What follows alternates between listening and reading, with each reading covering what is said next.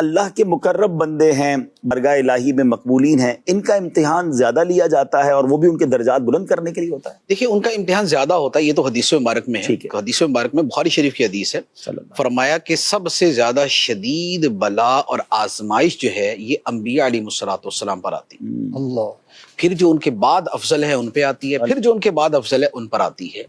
اور اس کے پیچھے جو بہت ساری حکمتیں ہیں اس میں ایک بہت بڑی حکمت ان کے درجات کی بلندی بھی ہوتا ہے کہ ان انبیاء علیہ السلام تو معصوم ہے، تو لہذا وہاں پر گناہوں کی معافی کا تو معاملہ نہیں ہے، تو ان کے درجات بلند ہوتے ہیں۔ دوسرے نمبر پہ یہ ہوتا ہے کہ انبیاء علیہ السلام اپنی اپنی امت کے لیے اور اس کے علاوہ باقی دنیا کے لیے رول ماڈل ہوتے ہیں، واہ، اور ان کا عمل جو ہے وہ بقیہ سب کے لیے ایک نمونہ بنتا ہے کہ ایسا اگر کوئی وقوع ہوگا اور ایسی صورتحال پیش آئے گی تو ہمارا طرز عمل کیا ہونا چاہیے۔ اسی لیے قرآن پاک میں آپ دیکھیں کہ ہم تو امت محمدیہ علی صاحبہ الصلاۃ والسلام ہیں، ظاہری اعتبار سے تو یہ ہوتا کہ ہمارے سامنے صرف نبی پاک علیہ الصلاۃ والسلام کے واقعات ہوتے ہیں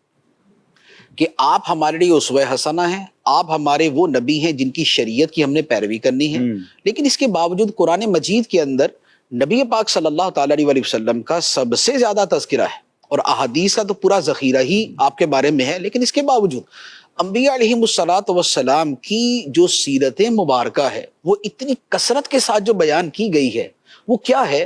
کہ ہر نبی کی زندگی بذات خود پوری جامع ہوتی، کوئی بھی نبی جو ہے اس کی زندگی میں نقص نہیں، لیکن ان کی زندگی کا کوئی ایک کمال جو ہے وہ غالب اور نمایاں طور پہ ہمارے سامنے رکھا گیا۔ یہ قرآن پاک کا اسلوب ہے۔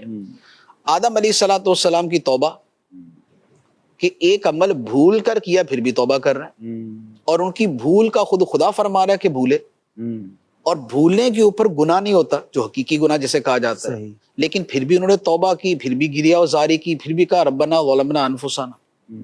اے اللہ ہم سے ہماری جانوں پہ زیادتی ہوگی۔ یہ نہیں کہ یا اللہ یاد ہی نہیں رہا تو گناہ کس بات کا، نہیں، یا اللہ ہم سے زیادتی ہمارے۔ تو یہ کیا ہے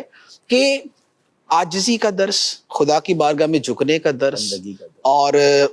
انانیت کو اصلاً جو ہے نا وہ ختم کر کے رکھنے کا درس، اللہ کی بارگاہ میں توبہ کا درس، یہ وہ ہے۔ نوح علیہ الصلاۃ والسلام کا شکر اور صبر اور تبلیغ اور جذبہ تبلیغ اور ولولہ تبلیغ اور جوش تبلیغ، وہ 950 سال کا۔